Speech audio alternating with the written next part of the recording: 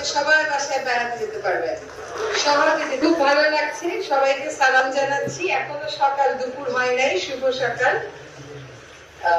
আসলে ইচ্ছা থাকলে আর হাতে একটু টাকা পয়সা থাকলে, জনগণের জন্য সদিচ্ছা থাকলে অনেক কিছু করে ফেলা যায়। আমরা কত বড় বড় প্রকল্প দেখেছি যেখানে উদ্বোধন করতে সময় মানুষকে আয়োজন করে।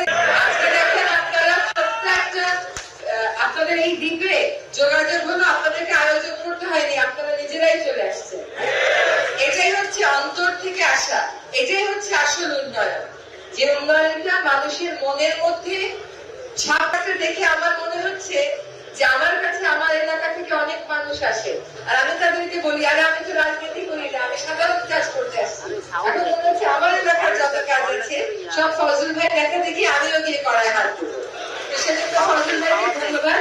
আসলে উনি এখানে থাকেনও না, কিন্তু নিজের একটা নারীর টান আছে, মাটির টান আছে, সেটার জন্য এই 7 মাসের মধ্যে এই কাজটা করা আসলে এক রকমের অসম্ভবকে সাধন করা।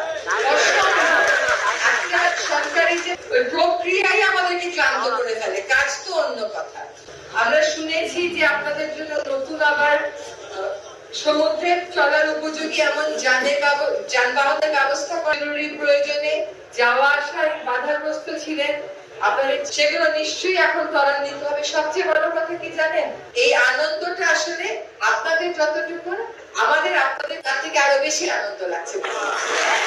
আপনারা সবাই ভালো থাকবেন, দেশের জন্য দোয়া করবেন, আমাদের জন্য দোয়া করবেন, যাতে এমন জনহিতকর কাজের জন্য আরো করে যেতে পারি। সকলকে ধন্যবাদ।